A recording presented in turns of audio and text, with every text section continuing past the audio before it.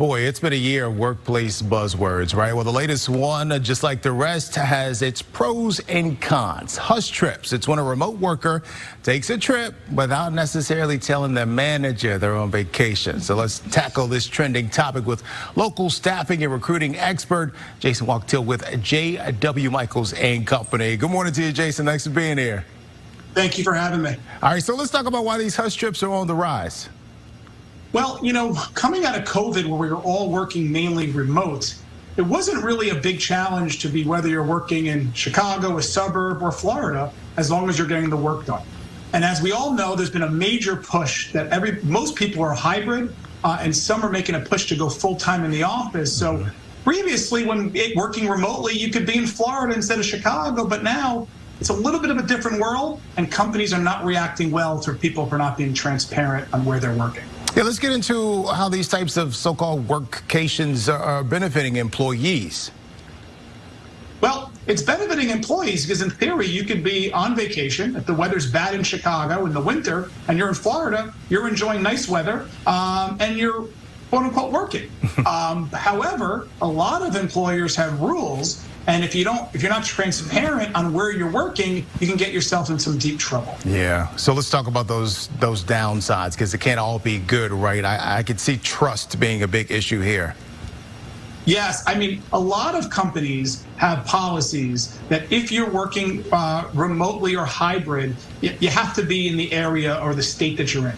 At J.W. Michaels, for example, we allow people to work 2 weeks anywhere in the country that they want while they're working hybrid. But if it's not in the policies and procedures and you're not transparent on it, you could get terminated for that.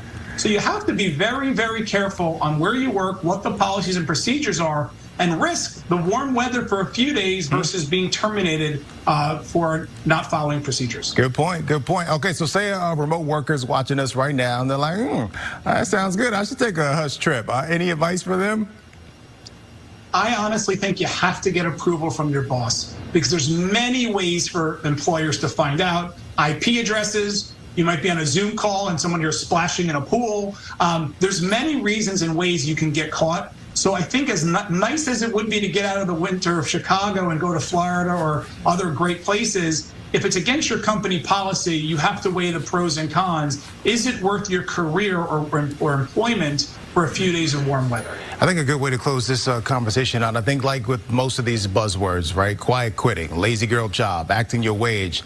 There's a lesson here for employers. What can they learn from hush trips, you think?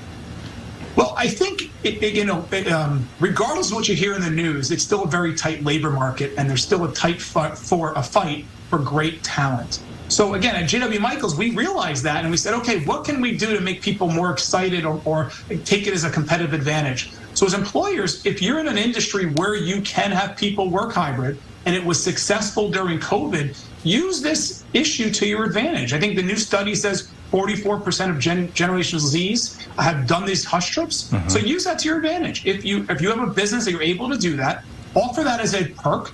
And I think you'll have a better ability of attracting talent and also keeping the talent that you have for the younger people that really, really want to take these kinds of trips. Absolutely. And employees, take those PTO days. PTO stands for prepare the others, because I'm not coming.